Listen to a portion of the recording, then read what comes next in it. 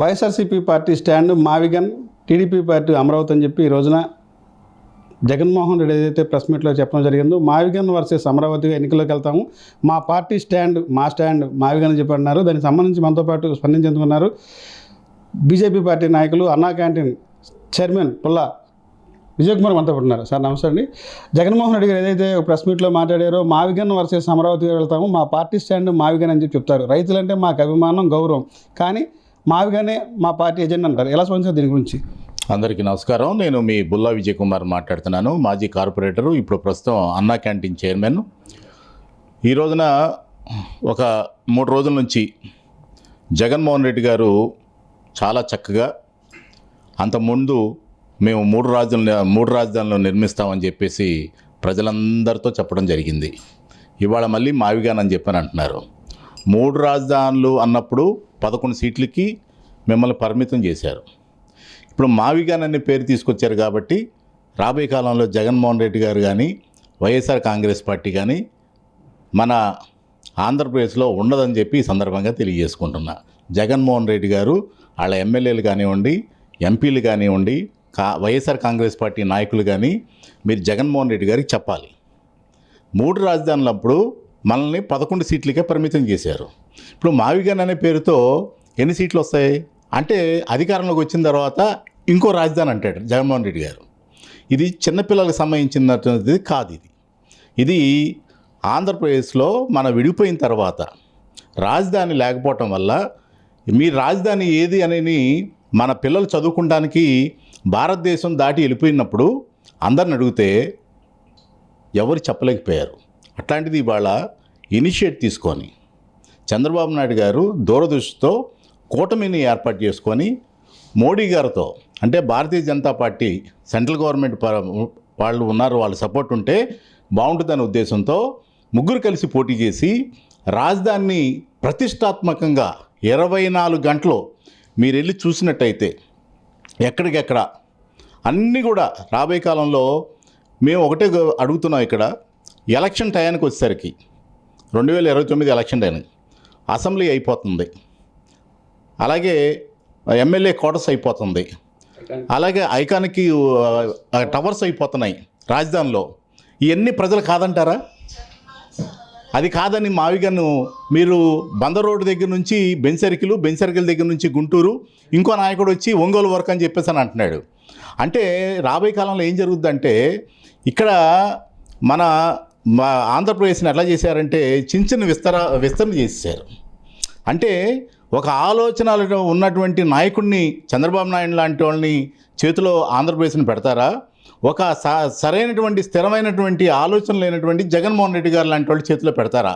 అది ఆంధ్రప్రదేశ్ ప్రజలు చాలా తెలియగలవాళ్ళు, దాని మీద మంచి నిర్ణయం తీసుకున్నారు, రాబోయే కాలంలో కూడా తీసుకుంటారని ఈ సందర్భంగా తెలియజేసుకుంటున్నారు. మావిగాన్ అంటే వైసీపీ కొంత ప్రచారంతో చేస్తుంది. మావిగాన్ అనే దాంట్లో జగన్మోహన్ రెడ్డి ప్రపోజ్ చేసిన దాంట్లో మచిలీపట్నంలో ఎయిర్పోర్ట్ ఉంది.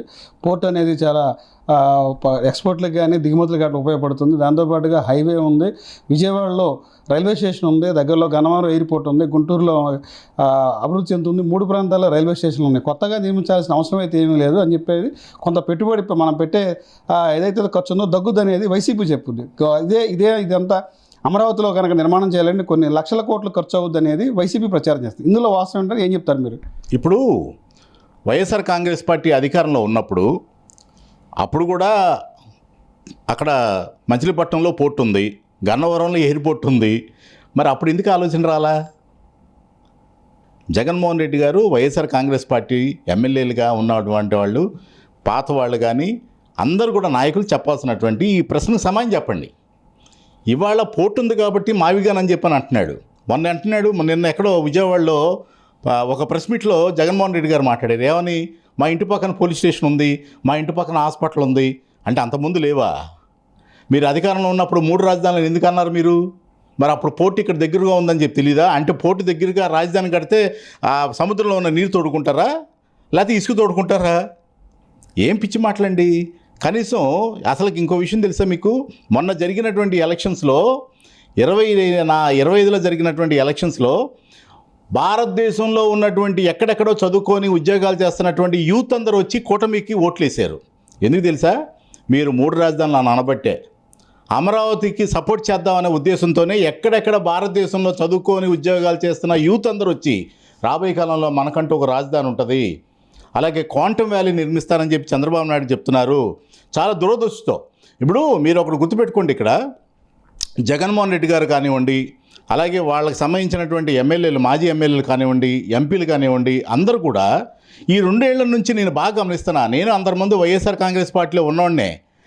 అయితే వీళ్ళందరూ కూడా ప్రజలకి ఆమోదయోగ్యమైనటువంటి మాటలు మాట్లాడాలి, ప్రజలకి నచ్చేటువంటి మాటలు మాట్లాడాలి. కానీ ఇక్కడ వీళ్ళు ఏం మాట్లాడుతున్నారు? వీళ్ళు మేము వస్తే నరుగుతాం, మేము వస్తే పోలీసు వాళ్ళని బట్టలు కూడా తీస్తాం, బట్టలు ఎట్టి తీసి కొడతాం. అంటే పోలీసు వాళ్ళు మీ ప్రభుత్వంలో పనిచేసేటువంటి ఎంప్లాయీస్ కదా, అంటే పోలీసు వాళ్ళని రోడ్డు మీద నుంచో పెడతానంటే ఇంకా క్రిమినల్కి నువ్వు ఆసరా ఇచ్చినట్టే కదా. ఇప్పుడు క్రిమినల్స్ని మీరు కాపాడాల్సినటువంటి అవసరం ఏంటండి? ఎవరో ఒక క్రిమినల్ చచ్చిపోతే అక్కడ తెనాల్లోనేమో 3 గంజాయి బ్యాచ్ వాళ్ళ దగ్గరికి జగన్మోహన్ రెడ్డి గారు వెళ్ళారు.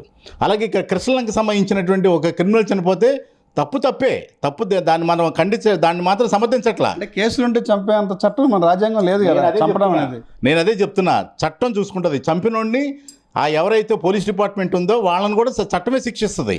కానీ ఒక క్రిమినల్ ఇంటికి వెళ్తే ఏం సూచన ఇస్తున్నావు ప్రజలకు? ఇప్పుడు నువ్వు చెప్పాల్సింది ఏంటంటే, మీ ఎమ్మెల్యేలు జగన్మోహన్ రెడ్డి గారు అందరూ చెప్పాల్సింది ఏంటంటే, మేము వస్తే వేటపోతులు నరికినట్టు పీకలు నరుగుతాము, లేకపోతే బ్లేడ్లతో గీసేస్తాము, ఈ మాటలు కాదు మాట్లాడాల్సింది. పచ్చి బూతులే మాట్లాడుతున్నారు ఈ రోజు. ఆ మాటలు ఎక్కడ చెప్పారా జగన్మోహన్ రెడ్డి కానీ, వైసీపీ ఎమ్మెల్యే అభ్యర్థులు కానీ, మాజీ మంత్రులు కానీ? జగన్మోహన్ రెడ్డి గారు డైరెక్ట్గా చెప్పారు. రఫా అని అంటుంటే ఒక అభిమాని అంటున్నాడు సార్ అని మీలాంటి ఒక విలేకరు అడిగితే, ప్రెస్ మీట్లో అడిగితే జగన్మోహన్ రెడ్డి గారు అని అన్నారు. అవును, మన ప్రభుత్వం వస్తే చేస్తామని చెప్పని అన్నారు. ఒక ముఖ్యమంత్రిగా చేసినటువంటి వ్యక్తి ఆ రకంగా మాట్లాడచ్చా? తప్పు కదండి అది. అంటే ప్రజలు ఏం గమనిస్తున్నారంటే, నేను వస్తే చంద్రబాబు నాయుడు గారు 5 టవర్స్ కట్టారు, నేను 10 టవర్స్ కడతా, అది చెప్పు. చంద్రబాబు నాయుడు గారు, పవన్ కళ్యాణ్ గారు బీజేపీ కలిసి రోడ్లు ఇలా నేను వేస్తాను అని చెప్పు. నేను ఇంకా బాగా ఆంధ్రప్రదేశ్ని ఐటీ టవర్స్ అన్ని తీసుకొస్తాను, అది చెప్పు. నేను వస్తే రఫా ఆడిస్తా, నేను వస్తే పోలీసు వాళ్ళు బట్టలు ఓడదీస్తా, నేను వస్తే అది చేస్తా, ఇది వస్తా. ఏంటండి ఇది? ఇప్పటికే క్రిమినల్స్తో చచ్చిపోతున్నాం, గంజాయి బ్యాచ్తో చచ్చిపోతున్నాం. మీరు పెంచి పోషించిన గంజాయి అది. మీ యూతే మొత్తం అందరూ కూడా అప్పుడే బాగా సరఫరా అయింది ఆంధ్రప్రదేశ్కి. దాంతోనే ఇప్పుడు ప్రజలందరూ ఇబ్బంది పడుతున్నారు.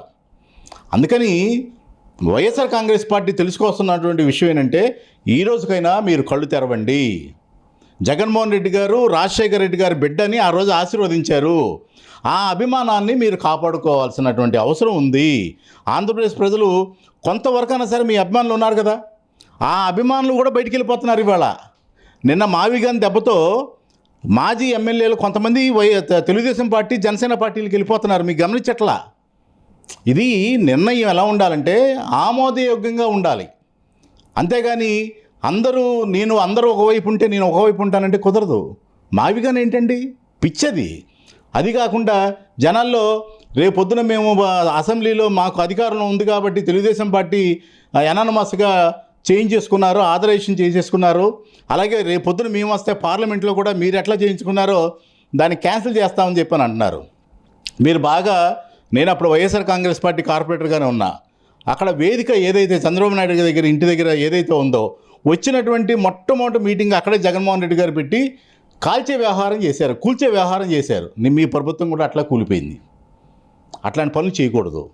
అది చక్కగా ఉపయోగించుకోవాలి. ఎందుకంటే 11 కోట్లు పెట్టి కట్టారు. అది ఎవరి డబ్బండి? ప్రజల సొమ్మే కదా అది. మీరు ఆలోచించి నిర్ణయం తీసుకోవాలి, ప్రజలకు ఆమోదయోగ్యంగా తీసుకోవాలి. క్రిమినల్స్ని ప్రోత్సహించట్లేదు వల్ల మీరు క్రిమినల్స్ని ప్రోత్సహిస్తున్నారు, అది తప్పది. ఆడపిల్లలు గమనిస్తున్నారు. ఇప్పుడు మీరు ఆ పిల్లడిని గమనిస్తే ఆ పిల్లడి గురించి ఇంటికి వెళ్ళి పరామర్శించారు, ఎంత తప్పండి అది. ఒక ఆడపిల్లని రేప్ చేసినటువంటి వాడు రేప్ చేసిందే కాకుండా వాడు ఫ్రెండ్స్తో కూడా రేప్ చేయించాడు. అలాంటి వాడి ఇంటికి మీరు వెళ్తే ప్రజలు ఏమనుకుంటున్నారని మీకు ఆలోచన తట్టట్లా? చంపడం అనేది నేరమే, బూడి చేయటం అనేది నేరమే. బూడి చేశాడా చంపాడా అనేది కోర్టులో తెలుసుకుంటుంది. కానీ ఒక క్రిమినల్ ఇంటికి మీరు వెళ్ళటం తప్పు. వాళ్ళు క్రిమినల్స్ సమాజానికి చాలా. ఇప్పుడు అక్కడ ఆ జగ్గపేటలో ఒకరిని పొడి చేశాడు, మెడ మీద పెట్టి పొడిచి చంపేశాడు. వాళ్ళ తల్లి బాధపడలా, వాళ్ళ కుటుంబ సభ్యులు బాధపడలా? మీకు అది గమనించట్లేదా? మీరు ఇంకో విషయం కూడా చెప్తా. నేను కార్పొరేటర్గా ఉన్నప్పుడు మా ఏరియాలో కొండ ప్రాంతంలో పెన్షన్లు కట్ చేశారు. పెన్షన్లు చాలామంది కట్ చేశారు. వాళ్ళ ఇళ్ళకి వెళ్ళి మీరు అక్కడ ఎమ్మెల్యేల దగ్గరికి అప్పుడు ఉన్నటువంటి ఎమ్మెల్యేలు వాళ్ళందరూ కూడా మీరు పెట్టినటువంటి జగన్మోహన్ రెడ్డి గారి బ్రెయిన్ చైల్డ్ అంటే వాలంటీర్లని అమ్మనబూతులు తిట్టారు ఆ టైంలో. మా పెన్షన్ కట్ చేశారయ్యా అని కళ్ళమ నీళ్ళు పెట్టారు. కొండ మీద ఉంది మా ఇల్లు, కొండ మీద ఉన్నది జగన్మోహన్ రెడ్డికి తీసుకొని ఆ 3,000 రూపాయలు పెన్షన్ ఇమ్మని చెప్పండి అని చెప్పాను అన్నారు. ఇలాంటి ఎన్ని వేదనలు రోదనలు భరించి జగన్మోహన్ రెడ్డి గారిని ఇంటికి పంపించారు. అవి మీరు గుర్తించాలి. మేము వస్తే అవి చేస్తాం, మేము చేసిన తప్పు సమర్థించుకోవట్లేదు, సరిదిద్దుకుంటాము అని చెప్పాలి. అమరావతి రైతులంటే మాకు అభిమానం, గౌరవం కూడా ఉంది. కానీ ఈ ఒకే ప్రాంతంలో తీసుకెళ్ళి పెట్టుబడులు పెట్టి డబ్బులు ఇచ్చేసే కన్నా ఈ ప్రాంతాన్ని కూడా పరిశీలించాలని చెప్తారు. ఇప్పుడు మీరు ఒకటి గమనించండి. ఇప్పుడు భోగాపురం ఎయిర్పోర్టు 5,000 ఎకరాల్లో డెవలప్ చేశారు. ఆల్రెడీ ట్రయల్ కూడా వేసేసారు. అది రాజధానిలో ఉందా? రాజధానిలో లేదుగా. రాయలసీమలో ఎన్ని ప్రాజెక్టులు ఓపెన్ చేశారు? రామానాయుడు మన ఇరిగేషన్ శాఖ మంత్రి, లేకపోతే ఆయన ఇరిగేషన్ శాఖ మంత్రి ఆయన నిమ్మల రామానాయుడు పాపం కుటుంబాన్ని వదిలేసి అక్కడ మన దొనకొండ దగ్గర ఉన్నటువంటి టన్నెల్ దగ్గర కూర్చొని ఉన్నారు. ఆయన అక్కడే పనిచేస్తున్నారు వెలిగొండ ప్రాజెక్ట్ దగ్గర. అంత చక్కగా వాళ్ళందరూ పనిచేస్తుంటే మీరందరూ చూసి నేర్చుకోవాలి. నేర్చుకోకుండా ఏదేదో మాట్లాడటం, ప్రజలకు ఆమోదయోగ్యంగా మాట్లాడండి. ఎప్పుడు కూడా వ్యతిరేకంగా మాట్లాడకూడదు. ఇప్పుడు రాజధానిలోని ఎవరు పెట్టుబడి పెడుతున్నారండి? మీరు గమనించండి. అక్కడ నుంచి అక్కడ వరకు తడా వరకు సూలూరుపేట నుంచి శ్రీకాకుళం వరకు డెవలప్మెంట్స్ ఒకసారి కూర్చుంటే మనం మీ టీవీ వాళ్ళే మమ్మల్ని కూర్చోబెట్టండి, వైఎస్ఆర్ కాంగ్రెస్ పార్టీ వాళ్ళని కూర్చోబెట్టండి, నేను డిబేట్కి వస్తా. ఎందుకంటే మీరు సడన్గా అడిగారు కాబట్టి నేను మొత్తం చెప్పలేను. నా దగ్గర లిస్ట్ ఉంది మొత్తం. శ్రీకాకుళం నుంచి సూలూరుపేట వరకు ఎన్ని డెవలప్మెంట్ చేశారు ఈ మధ్యకాలంలో అనేది నేను లెక్క చెప్తా.